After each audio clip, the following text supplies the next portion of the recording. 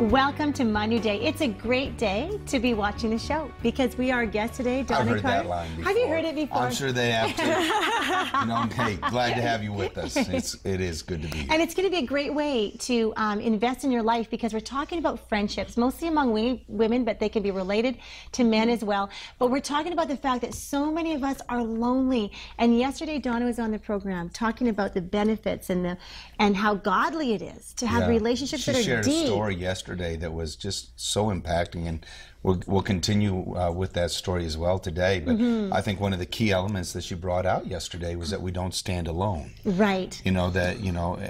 As the body of Christ, we're just so jointly knitted. And I think one of the most beautiful parts of that was that you can't heal alone. Right. And I think, many of us, we might be afraid of friendships because that's been a source of pain, or it's been a hardship. And it's like, no, you can never heal in isolation. And so God's designed us for healthy, right relationships. So having Donna Carter with us is a real treat. And the book is so valuable. I underlined and circled and turned corners on so many pages. But one thing I want to mention before I introduce you to Donna, I know you're waiting, is what we covered yesterday was talking about how we get so shallow. And when we say, how are you doing? Fine. If we actually asked someone, how are you doing? And they didn't say fine, and they actually told us how they were really doing, we would be highly inconvenienced. And she has an acronym for FINE, which is feeling inside, not expressed. That's when you feeling inside, not expressed. When you say, how are you doing? Fine. It's like, I'm really not going to tell you. I'm doing fine. Okay, fine. Okay, exactly. Yeah. Anyway, it's time to introduce you to our guest. You're going to love her. She's beautiful. She's an international author as well as an inspirational speaker. Donna, welcome to the program. Thanks so much. We are so thankful to have you. You're from one of my most favorite Canadian cities, Calgary. Isn't it great? It really is. Except, for a few months in the winter. Well, but it's a nice winter. But you have the mountains. We do. Yes, and there's skiing and snowboarding. Exactly. It's good. And so yesterday you told us the story about Sonia growing up. Maybe you can just recap a little teeny bit for anyone who missed, but then tell us part two to that story. We've been anxiously waiting for this. Well, my friendship with Sonia was profound. From the time we were 10 to the time we were 20, we were absolutely inseparable. After that, our paths diverged, and although we still cared deeply for one another, we never lived in the same city again until 1 month before she died. She died as a result of complications of cancer treatment, cancer that was being treated while she was pregnant with twins. Really quite a unique situation. But when I went to say goodbye to Sonia, I wanted to make a promise to her that I would take care of her boys, her 3 sons and her husband after she died. I was inspired by David's promise to Jonathan. I had been doing a study on the life of David that summer. I missed the opportunity to make that promise to my friend. She died just a few minutes before I got to the hospital. And I have always been so sorry I wasn't able to express that promise to her, but I kept it, even though I hadn't been able to say it to her. Those boys were in our home often. They ate me out of house and home. I was used to cooking for 2 small girls, and now we haven't even talked about your husband and your 2 girls. Okay, so you'll have to see. So I had these 2 little 100-pound girls, and now I have these 3 big growing boys in my house all the time, and it was wonderful to have them. And really, we almost raised Brian and Sonia's boys, and later Brian remarried a wonderful lady named Darlene. Their boys and our girls were almost raised like siblings. The first summer, I remember Brian had said, what am I going to do for summer holidays? I just can't even imagine holidays without Sonia. And so I said, well, come with us. Wow. We're going to go camping, and it'll be fun, and I just don't want to do all the cooking. But anyway, so our kids basically grew up like siblings. Right. Well, then one day, and I mean, it was wonderful to see Kendall become best friends with my best friend's twin sons. Yes. Just so everyone knows, Kendall is your daughter. Yes, Kendall is my oldest daughter, and Kevin is my younger daughter. They're both girls. I know their boys' names, just to confuse everyone. I was going to say, let's just make this super clear for everybody. Super clear, yeah. And we didn't want boys. It wasn't about that. At any rate, Kendall became best friends. In other words, I've heard it all. Don't worry about people. Right. It's not dysfunctional. I like the names. Kendall. And Kevin. And Kevin for girls. For girls. Yes. Yes. I love that. Thank you. They like it too. Exactly. Which I'm It's thankful so because, you know, they could really get back at me. They're old enough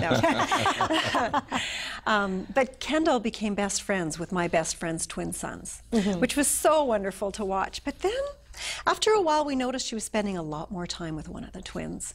And my husband said, "You can't date your brother. That's not okay." But Michael and Kendall became engaged, and when they did, the diamond that Mike put on Kendall's finger was Sonia's engagement diamond. Wow. Just such a beautiful... I know. I knew. I didn't tell Bob the story beforehand. Isn't that beautiful? Wow. The wedding pictures at the end of the book are so beautiful to see that, you know, you and Sonia had this inseparable, beautiful, God-given gift of a friendship. And to see your children married to each other must be And incredible. someday we'll be grandmas together. I'm hoping. Yes. And she'll smile down from heaven and think, and look at Bob's face. and think you're doing that wrong. Wow. It's pretty special, isn't it? Yeah. So, I know. At their wedding, we honored Sonia. Yes. And my husband was emceeing. Well, actually, my husband and Brian both emceed the reception together. Wow. And Randy said to Mike, "I can't welcome you into my family because you've been part of it for 13 years." Yeah, exactly. So it really is a wonderful thing that even though in a way I've lost Sonia, Yes. in two very significant ways, I haven't at all. Exactly. One is that the story of our friendship continues through our children and ultimately our grandchildren. Well, that's a friendship. You know, even though the absence is evident and very real, that doesn't remove the friendship. No. And that's the you other point I was going to make, is that having that profound friendship early in my life, I think, enabled me to make friends easily and has provided a foundation for all the other friendships I've had since. And that just shows that on the other spectrum, if you've had a negative one, it's hard to have positive ones because that negative imprints in your heart. Your first association is friends will hurt me, friends won't be safe. That's right. So how can I... But God can heal you. Can. You know, on that end of the spectrum, God wants to heal your heart. He doesn't want to leave you there in a lonely place. You're right, but I think that when we talk about healing, sometimes it makes it sound like this is something that happens to you. Right. And I think, and to a degree, that's true, but we have to be proactive. Oh, I'm so glad you mentioned that. We have to see the places in our hearts that are wounded, nicked, or bruised, and invite them to Jesus for healing, or introduce them rather to Jesus for healing and for forgiveness. And once we have forgiven and accepted maybe those places in ourselves that we don't love and we've tried to keep hidden, we can then be more gracious in accepting others when even when their faults are painfully familiar. And there's a few things I really want to talk about that you speak about in the book. And one of them I want to go to is the area of, does a best friend, does it become a competition to a best friend? Like Bob and I actually wrote a book called Best Friends, Best Lovers. We really love being in companionship in our marriage with each other. But is there still a need for girlfriends as well? Is that a biblical thing, or is that too much for a marriage? How do you feel about that? I love that you brought that up. There's a few really important things to talk about there. One, yes, I think absolutely women need women friends and men need male friends. There are just so many things about the female experience men don't get. You know, they don't... Wait a minute. Say that again.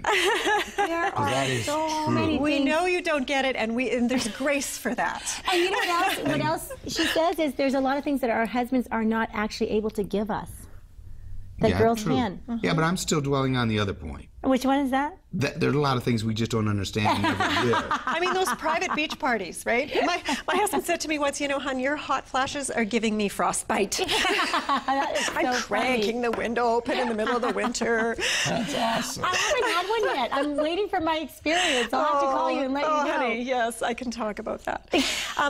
But here's a really critical thing. We can't let girlfriends replace the position that God intended for our husbands in our lives. I went through a season in that, just to interject here really quick, I went through a season where the Lord really did convict me. I got so intimately close to one of my friends, and we were just going through the season of pregnancy together that we were talking every day, all day. We were both at home all day. Our husbands were both working. We were all best friends, the four of us.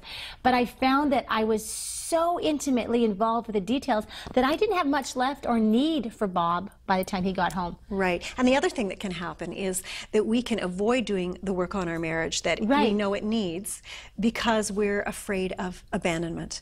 My dear friend Patty and her husband Marshall went through a season where they'd become Christians years after they were married and had both brought a whole convoy of baggage into the relationship. And they had never really learned to relate in ways that fostered intimacy and trust. And so Patty felt like it was safer to find emotional intimacy with a friend that she could bear to lose, because she couldn't bear to lose Marshall. He meant everything to her. And interestingly, God would not permit her the kind of relationship she wanted. I mean, she had friends she could have coffee with and go shopping with, and she had me, but I was a 10-hour drive away.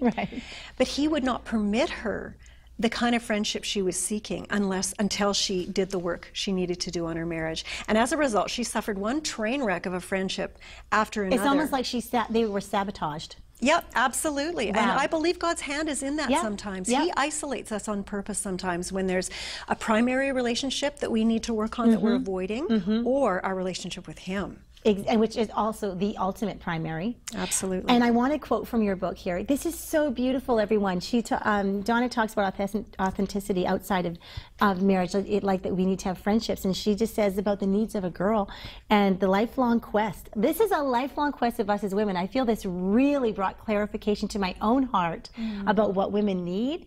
So here I am preaching to you, Bob. And it says here, Bob. Oh boy, I don't want to get in the middle of this. I know, right? That women have a lifelong quest to be beautiful and the desperate need to be understood. Oh, we are desperate, have a desperate need to be understood. Stop looking at me like that. Or the unquenchable desire to nurture. You know, you wonder why we are just so moms, I almost want to say moms with a vengeance. It's like we just want to nurture. It's that fierce mama grizzly love. The fierce mama there. And you'll never ride the relentless emotional roller coaster of, the menstrual cycle. I went ahead and said that. or the private beach parties known as menopause. So they'll never know those kind of things. And I'm okay with that. I bet you are. I'm pretty much all right with that. And he's celebrating that he's a man right this second. And by the same token, we don't get the man things, right? No, we don't. We don't get that fierce need to protect. Right. And that need to compete and hunt and gather and all those other man things that obviously I don't get because I'm just making up words right now. But we don't get it. We don't get it. And even more, I think men find friendships harder to build even than women do. Would you say that, Bob? Men have fewer friendships than what women will have. Generally. Okay. Yeah, obviously. A man will have one, maximum 3, you know. But a man to have a single close, friendship is very, very rare. It's true. I think that because when we said a desperate need to be understood, if we're not feeling understood somewhere else, we will be so desperate to find someone who will understand me, is that we'll make sure we find someone. I think that's why us as women value friendships so much. Now, friendships go through seasons. They sure do. Tell us about tell us all your wisdom about seasons and friendships. Well, yeah, I think that seasons of the year are similar to seasons in a friendship. When you first meet someone, you can't get enough of them. They just sparkle for you. And every encounter is just a delightful surprise. And you love their sense of humor. It catches you off guard. Their stories are so engaging. They're new. They're new. It's fresh. You can't get enough, right? And then summer happens. Summer is when trust and intimacy are built. And you go beyond this just enjoying this person's company to really loving her character. And she helps you know yourself better because she speaks truth into your life. And you enjoy her stories, you begin to anticipate her sense of humor. And then you get into the autumn phase. And you've heard her stories so many times. Yeah. You could tell them better yourself. Actually. And it's a dry season, right? It is a dry season. And the person becomes annoying to you now in some way. Maybe she betrays a confidence, or she isn't available when you need her, or she disappoints you in some way. And you start to wonder, why did I even really love this person so much in the first place? Right. And this is the season where we have to decide if we're going to go beyond. And unfortunately, the mistake so many people make in the autumn, which is kind of like a married couple's 7-year itch. Yes, yes. Is that the work to repair the relationship is not worth it, and they walk away. And I think for so many people who consider themselves lonely, God brings friends again and again and again, and because they're not willing to enter the danger zone of confrontation and deal with the annoying issues in the relationship, they never have a mature relationship, what I like to call a relationship warmed by the crackling fire of winter. And that's a tragedy, because that's where the good stuff really happens. You know, to have a friend like my friend Patty, who's over there watching us today, who has seen me cloud up in hail and still chooses to be at my side. She knows the ugly sides of me. And I hers. And in spite of that, we've worked through those things. We've talked about them. So rare. Like what you're talking about, most people stay in spring and summer, and if it doesn't go any further, then that's fine. I mean, just a couple weeks ago, I had a phone call from one of my close friends, and I had disappointed her. And I'll tell you, when I disappoint someone, I get the biggest pit in my stomach. Like, that was not a fun day for me when I found out that I had disappointed her. Completely But good on her for calling you out. But she says, you know, I consider you such a good friend. Most people, I would just let this go by. But I thought, because we're so close, and I consider you one of my best friends, it was worth me telling you so that you know that about me, so that it doesn't happen again. And to help you grow. And to help me grow. Right? I've said this to my friends. friends. But I kind of resisted a little bit, to be honest, at first. Like, I wish I wasn't as close, because I really didn't need this today to be like, I just hate confrontation. Well, it never feels good. It never feels. One of the greatest things Patty did for me one day was, I asked her a question about. Oh, did she get all honest on you? Just about. Well, she asked me if I really wanted to know. That was what she did. That that's was so a sure great. sign right there. Do you she really said, want "Do to you know? really want to know?" What was the question, or are you going to get that personal? Well, sure, I don't mind. I am not a great listener. I've had to really work on learning to really hear people's hearts. And she had made kind of a few just flippant kind of comments, and we tease each other a lot. So at first, I didn't really get where she was going with it. But then it got a little passive-aggressive? Well, eventually, I got it, and I said, do you think that I'm a poor listener? And she said, do you really want to know? Whoa. And I kind of steeled myself for hearing so what I knew I didn't want to hear, but at the same time, I knew she was trying to help me grow. And I said, yes, I really do want to know. Yes. And so we talked about it, and it was so good, because she was right. She was right about me, and I've had to learn. Wow. And I'm still not a good listener, but I'm getting better. And I'm working on it. I'll bet you're completely different than you used to be. I'm better, for sure. Yes, I'm sure. Yeah. That is a true friendship. Can I jump in? Yeah. Are there different, I mean, because with friendship, there's also personalities, you know, and with the personalities then come other dynamics. Yes. And so one person in your group of friends might be a little stronger one way than another. Absolutely. One might be, you know, very direct. Those are the colors of life. Yeah, okay. You know, they really are. But I mean, this is my observation from the guy. I mean, women tend to run in packs. You know, when you're out for dinner, they all go to the washroom. You know, together, right? Yeah, and so obviously she says, I've got lunch with my girlfriends today. And I'm like, yeah, go. I mean, because, you know, those are a lot of words I don't have to hear throughout the day. No, she gets to go and just have her girl time and loves it. And that's that role of girlfriends, right, being but different, then she tells me about the different dynamics, you know, and how each person is very unique, you know, in their relationship with her. Yes. You know, and they all play a very unique and very special role in her life, but they're so different from each other. That's a great point, and it took me a really long time and quite a bit of heartache to learn that lesson, because I'm a best friend person, and I was looking for everything to be rolled into this one perfect Because friend. you had Sonia. Well, I did have Sonia. Yeah. That's right. And I mean, I've had wonderful relationships, but what I've begun to learn is, you know, Helene nurtures me, and Becky challenges me, and Wendy teaches me, and I have fun like crazy with Patty. And, you know, I have different friends who our roles in each other's lives are a little bit different, and having a bunch of friends, you know, Karen is such an encourager, and having these different friends in your lives, your life fills these different needs that you have. It really, and it is the spice of life. And it takes the pressure off one friend to be everything to me. Right. Yeah, it's so important. Because I think that might be a problem going through the seasons of life is, and the seasons of friendship is when I'm imposing on that other person to be everything I want them to be for me.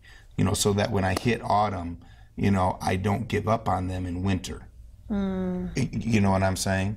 And, you know, so that, you know, our friendships can last, you know, the seasons of life. Right. Because a friendship isn't something that I'm just taking from you. Right. But it's rather something more than I'm able to give. Give. But there's a mutual, you know, receptivity to that as well. And I think, you know, you reminded me of John 15, where Jesus talks about the vine and the branches. And it's so easy for us to try to connect to another branch and suck out of it the nourishment that we need. Yes. We can't do that. We have to get it from the vine. We have to, or else we become needy, and no one wants a needy friend. Yes. But don't worry, this is not the end. Donna's going to be back with us tomorrow. We're going to talk about, in a practical way, how to make friends, how to get friends, how to be a good friend. We're going to take a quick break, and we're going to ask her to help us apply this to our life today. We'll be right back.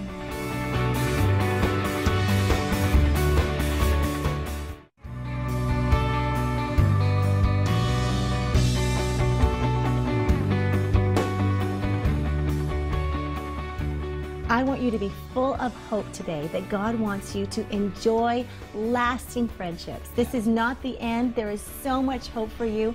And as we're speaking on today's program, friendships do have seasons, but the Lord wants you to help you have those deep, deep friendships that last through all the seasons of life. So we're asking Donna now to just recap of how we can apply this to our life. We can't do relationships our own way and expect God's blessing on them. He's taken the trouble to give us a protocol to handle conflict. And whether we have been harmed by someone or whether we have harmed someone else, the ball is always in our court. The damage, the responsibility for the damage in the relationship may not be ours to take, but the initiative to heal it always is. So who's in your life? Who's hurt you? Or whom you have hurt that you need to have a difficult conversation with? Pray about how you can tenderly approach that person with the goal not of winning an argument, but of winning back a friend. That's what God wants us to do. That's really good, and I think it's really important when you have conversations like this. I know I've had conversations like this. It's really important for you to know, before you go into a conversation, your value that Jesus places on you, so that you don't give that person any kind of permission to speak against your value that will impact you. It's almost like a guardian of your heart when you say, Jesus, I know that you value me and you say you're my treasure, but I want to know that so much that I'll have the security and confidence to hear what this person what my has friend to has say. to say. And another safeguard here is, you know, always, you know, prayer, yes, but to know that you're loved, you know, but because when you confront or speak or you're pursuing, a lot of times you can be misinterpreted as though you're right, and then you're pointing out the error of the other person, you know, and so it's not an issue of who's right and who's wrong. The real issue here is that I value you and our relationship and our friendship, and I'm bringing this up because I desire and I want you. Right. Not because I want to be right Prove my and rightness. prove you wrong. Right. Yes. Because you'll lose every single time. Okay, you guys, we have to stop. Okay. But we're going to continue tomorrow. We're going to talk about This some has been practical good. ways to make friends and be a great friend. We'll be back tomorrow. We'll see you. Bye-bye. Bye-bye.